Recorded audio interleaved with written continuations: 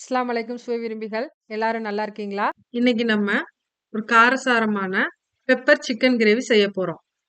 என்னோட சேனல இதுவரைக்கும் சப்ஸ்கிரைப் பண்ணாதவங்க மறக்காம சப்ஸ்கிரைப் பண்ணுங்க. ஒரு பேன் அடுப்புல வச்சு பேன் சூடானதும் காரத்திற்கேற்ப முழு மிளகு சேர்த்துக்கோங்க. பிறகு ஒரு டேபிள் ஸ்பூன் ஜீரகம் சேர்த்து ரெண்டையும் நல்லா பொன்னிறமா வறுத்து நல்லா ஆற வச்சுக்கோங்க.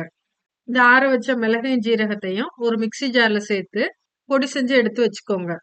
ஒரு மண் சட்டி அடுப்புல வச்சு சட்டி நல்லா சூடானதும் தேங்காய் எண்ணெய் சேர்த்துக்கோங்க. எண்ணெய் நல்லா காஞ்சதும் நான் பொடிசா கட் பண்ணி வச்சிருக்கிற பெரிய வெங்காயத்தை சேர்த்து நல்லா வதக்குறேன்.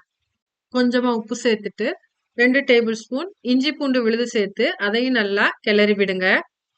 இந்த வெங்காயம், இஞ்சி பூண்டு இதனுடைய பச்சை வாசனை போன பிறகு நான் பொடிசா கட் பண்ணி வச்சிருக்கிற 2 தக்காளிய இதோட சேர்த்து அதையும் நல்லா கிளறி விடுறேன். நீல வாக்குல நறுக்கி வச்சிருக்கிற பச்சை மிளகாய 3 சேர்த்துட்டு நான் 1/2 கிலோ சிக்கனை வாங்கி கழுவி சுத்தம் பண்ணி வச்சிருக்கிறேன். அந்த சிக்கனை இதோட சேர்த்து நல்லா கிளறி விடுங்க.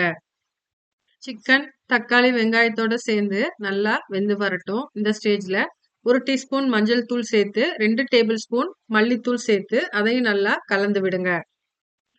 இந்த மசால் தூளோட சேர்ந்து நல்லா வெந்து வரட்டும். பிறகு நம்ம மிக்ஸி ஜார்ல வறுத்து பொடி பண்ணி வச்சிருக்கிற மிளகு ஜீரகம் சேர்த்து அதையும் நல்லா கலந்து விடுங்க. இப்போ வறுத்து பொடி செஞ்சு வச்சிருக்கிற இந்த மசாலாவும் சிக்கனோட சேர்ந்து நல்லா மிக்ஸ் ஆகி வரட்டும்.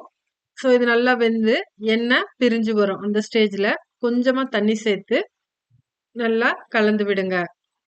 நமக்கு சிக்கன் நல்லா கொதிச்சு வெந்து கிரேவி சூப்பரா வாசமா ரெடி ஆயிடுச்சு.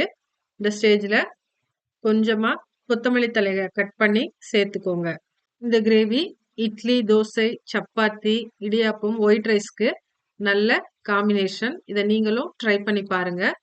எப்படி இருக்குன்னு கமெண்ட் செக்ஷன்ல என்னோட சேனல மறக்காம சப்ஸ்கிரைப் பண்ணுங்க. சப்போர்ட் பண்ணுங்க. Thank you.